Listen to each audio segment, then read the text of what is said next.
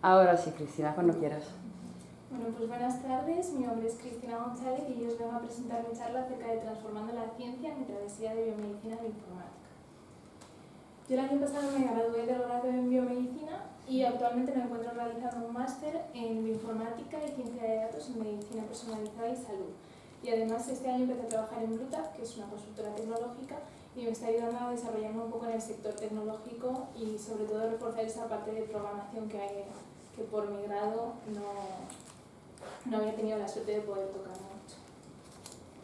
A lo largo de esta charla os voy a hablar un poco pues, de cómo ha sido el proceso y cómo me he ido dando cuenta de la importancia de implementar las nuevas tecnologías en salud sobre todo, pero yo creo que deberíamos implementarlo en cualquier otro campo. En primer lugar os voy a explicar qué es la biomedicina, porque a lo largo de estos años no ha habido una sola persona que no me haya preguntado en qué consiste exactamente. Entonces, la biomedicina es una disciplina que surge como intersección entre dos ciencias, la biología y la medicina. La biología, por su parte, se encarga de estudiar los seres vivos, su estructura y su comportamiento con el ecosistema. Y por otro lado, la medicina se encarga de la prevención, tratamiento y diagnóstico de enfermedades. De esta manera, la biomedicina surge para comprender mejor las causas de las enfermedades y también desarrollar nuevos métodos diagnósticos y tratamientos con el fin último de querer mejorar la calidad de vida de las personas. Entonces, yo empecé a estudiar biomedicina porque la verdad que desde muy pequeña mi tía nos llevaba a eventos que pretendían como acercar la ciencia a los niños y siempre me había hecho ilusión contribuir a la sociedad y poner como mi granito de arena en ayudar a mejorar la salud de las personas. También cuando llegó segundo de bachillerato, el temido momento de elegir un poco la carrera universitaria, tenía muy claro que quería estudiar ciencias de la salud, pero sí que es verdad que había muchas carreras con nombres muy parecidos y no lo tenía muy claro. Después de estar revisando los planes de estudio, descubrí biomedicina y la verdad que me encajó bastante bien y vi en este grado una oportunidad de poder encontrar el área dentro de las ciencias de la salud que más me gustara y en el que poder desarrollarme. Y además que es un campo que está en constante evolución y me va a permitir pues, aprender continuamente, que también es algo que me gusta mucho.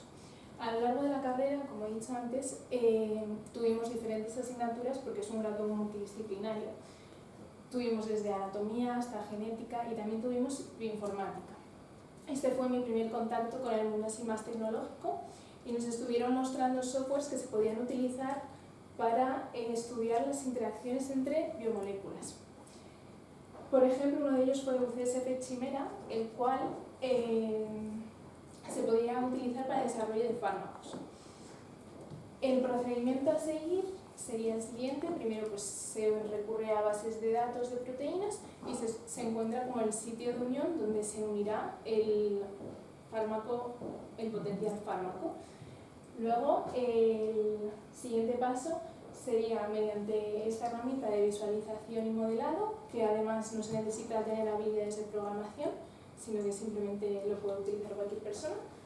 Se estudia la estructura molecular tanto de nuestra proteína de interés como del potencial fármaco y luego se seleccionan los residuos de aminoácidos que se encuentran en el sitio de unión de nuestra proteína, que es donde se va a unir el potencial fármaco.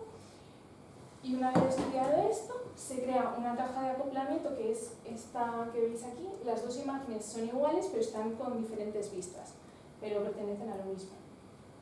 Y una vez creada la caja de acoplamiento, que no puede ser ni demasiado grande, porque en tal caso el tiempo de procesamiento se aumenta mucho, ni tampoco puede ser muy pequeño, porque si no te dejas áreas de interacción. Porque como que la caja representa el área donde se van a producir las diferentes interacciones. Entonces, una vez creada, se valida el modelo, uniéndole una molécula que se sabe que se une a dicha proteína, y luego se va probando con diferentes fármacos para ver si interacciona. Esto me pareció muy interesante porque realmente optimizaba mucho el tiempo y agilizaba mucho los procesos. Un proceso que a lo mejor en el laboratorio tienes que ir probando compuesto a compuesto, gracias a la bioinformática lo puedes hacer en muy poco tiempo. Luego estuve haciendo unas prácticas en Estados Unidos concretamente en Umashchan Medical School, que está muy cerquita de Boston, y allí me uní a un grupo de investigación que se dedicaba a estudiar la regulación del tamaño celular, porque se ha visto que muchas enfermedades, una desregulación en este aspecto puede conllevar desarrollo de, pues eso, de, por ejemplo, enfermedades neurodegenerativas. Entonces ellos habían descubierto una proteína que era CDC25 que se expresaba de manera tamaño dependiente en levaduras de fisión, es decir, según las células iban aumentando en tamaño, también aumentaba su expresión.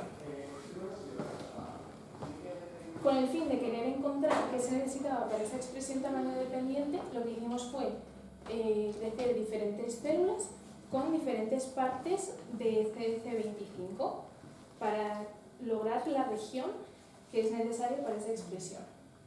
Esto luego se analizó con microscopía de fluorescencia y aquí es cuando me presentaron un algoritmo que habían desarrollado ellos de inteligencia artificial que permitía, a través de dándole una imagen de microscopía de fluorescencia, nos daba como resultado una tabla en la cual se observaba para cada una de las células su tamaño y también la fluorescencia de su núcleo, que correspondía con la expresión de la proteína.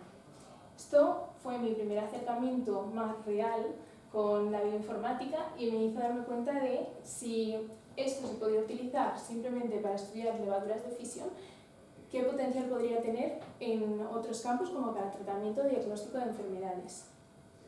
Entonces me empecé a interesar mucho por el aplicar la tecnología a salud y empecé a realizar cursos de programación, Big Data, inteligencia artificial en salud y luego empecé un máster en bioinformática y ahora mismo me encuentro realizando un TCM que consiste en desarrollar herramientas de inteligencia artificial para poder relacionar Parkinson con la microbiota.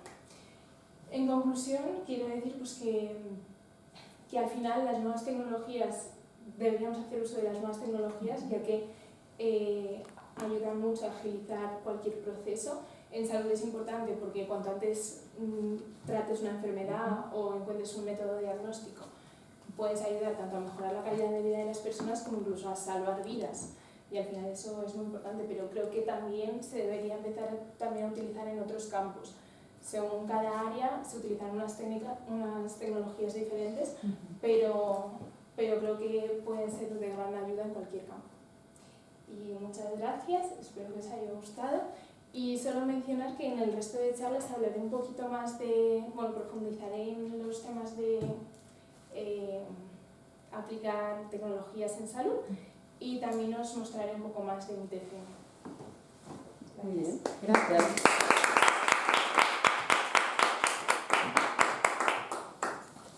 ¿Tenéis preguntas antes de empezar con el feedback? ¿El algoritmo de la IA lo estás desarrollando tú? ¿El de Parkinson? Sí. Sí, es como una red neural que al final por aprendizaje automático vaya... Estás haciendo en Python. Sí. Muy interesante.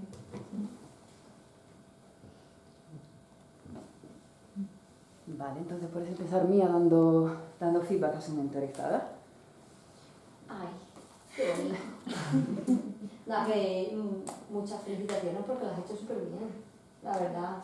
A mí me la has dado como varias veces y esta creo que es la mejor vez que te ha salido porque incluso lo has bajado un puntito más allá, ¿no? Porque las anteriores veces se te entendía, pero esta vez se te ha entendido un poquito mejor porque la has bajado un poquito y eso ha sido genial. La PPT obviamente me encantan los GIFs, me parece fantástico. Me gustó mucho cómo te has explicado, que en general, lo dicho, has explicado algo muy complicado y se ha entendido y es algo difícil de hacer. Y las conclusiones te han quedado muy bonitas. Lo que te podría decir es que el POMSIN, al final me has dicho que era. Es verdad. Eso sí, creo que se te ha olvidado o algo. Sí. Y he visto que algunas veces como que te ponías mucho a mirar a la presentación. Entonces, como que es mejor así mirar a la gente para que se sienta más en el rollo de lo que estás contando. No. Pero vamos, son un par de cositas así sin importancia porque en general a mí me ha gustado mucho. Me he enterado muy bien, que es lo... bueno, y eso no lo había visto porque lo estaba tapando la cabeza de ella. El tesis ese no se ve. Pero en general muy bien, te has explicado súper bien, lo has hecho muy llano y muy sólido.